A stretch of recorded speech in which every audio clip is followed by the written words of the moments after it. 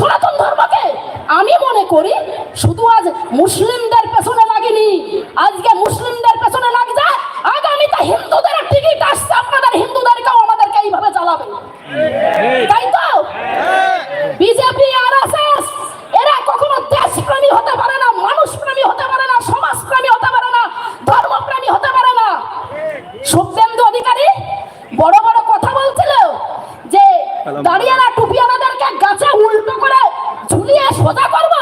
তাই শুভেন্দু অধিকারী তোমার বাবার 14 গোষ্ঠীকে আমরা একদম গণতান্ত্রিক ভাবে আমরা শিক্ষা দিয়ে দেবো। এই কাঠির প্রোডাক্ট, এই অধিকারী প্রোডাক্ট প্রত্যেকটা টাইমে একটা ধর্মের প্রতি কুৎসা করে, কিন্তু এই কুৎসা আমরা হতে দেব না, তাই তো? আপনাদের একটা বারবার আমি বলে দিচ্ছি, আপনাদের যতদিন প্রতিবাদ করতেই করবেন, আমরাও সবাই আছি আপনাদের সঙ্গে, কিন্তু একটা কথা মনে রাখবেন, কোন রকম ভাবে কিন্তু ভাইলেন্স বেশি করা যাবে না। সংবিধানকে সামনে রেখে, মাটির প্রতি ভক্তি রেখে, প্রত্যেক ধর্মের প্রতি শ্রদ্ধা সম্মান ভালোবাসা রেখে, ভারতবাসীর প্রতি তার মধ্যে ছুটছাটগুলোকে ডান দিক বাদিক করে দিতে হবে।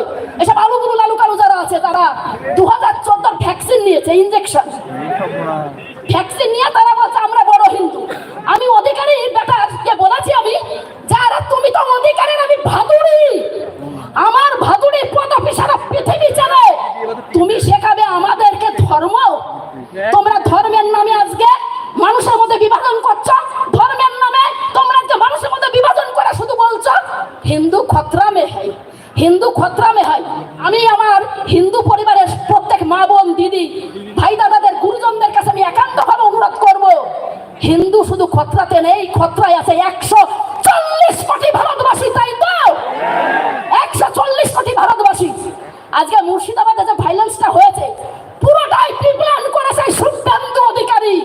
এই অধিকারী প্রোডাক্ট, এই কাঠের প্রোডাক্ট, এই চোর যে সারদা মারুদার থেকে কোটি কোটি টাকা মেরে নিজেকে পিঠ বাঁচানোর জন্য ভারতীয় জনতা পার্টিতে ওয়াশিং মেশিনকে ক্লিন এখন বলছে আমার থেকে বড় হিন্দু নেই।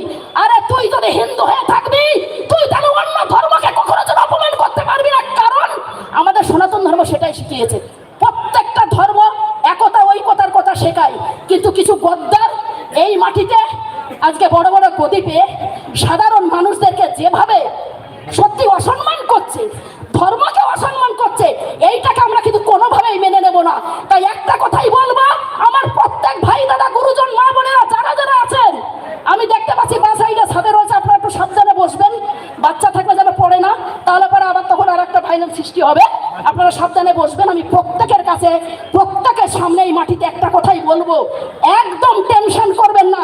এই প্রতিবাদ সেই দিনই থামবে যেদিন ওয়াকফ বোর্ডের কামাইটা আবার উল্টো করে মোদিজি বলবে मैं गलती से कर दिया था, তাই তো? তাই তো? যখন আমাদের রক্ত লাগে তখন কি আমরা বলি যে ডাক্তার বাবু আমি হিন্দুর রক্ত এনে দেবো না মুসলিমের রক্ত এনে দেবো? কেউ বলে? যখন একটা ট্রেনের ড্রাইভার হিন্দু কি মুসলিম আমরা দেখে কি ট্রেনে উঠি যে সে হিন্দু কি মুসলিম? যখন আমরা কোনো দোকানে যাই আমরা কি বলি আপনি হিন্দু কি মুসলিম?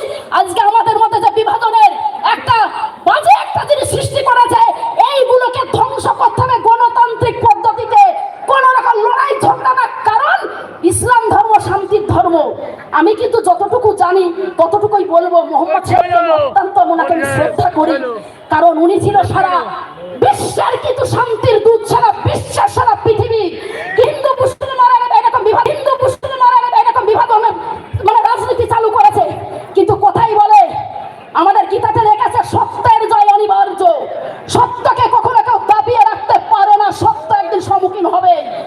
তোমরা যদি মনে করো যে আমরা হিন্দু হিন্দু করে হিন্দুদের ভোট দেবো আর মুসলিমদেরকে আলাদা করে দেবো, আমি তোমাদেরকে একটা কথা এখনো কড়া ভাবে বলতে চাই, তোমাদের যতটা অধিকার এই ভারতবর্ষের মাটিতে গণতান্ত্রিক অধিকার, ঠিক ততটাই অধিকার কিন্তু মুসলিম ধর্মের প্রত্যেকটা মানুষের। কারণ এই মাটিতে না মুসলিমের সন্তানদের অনেক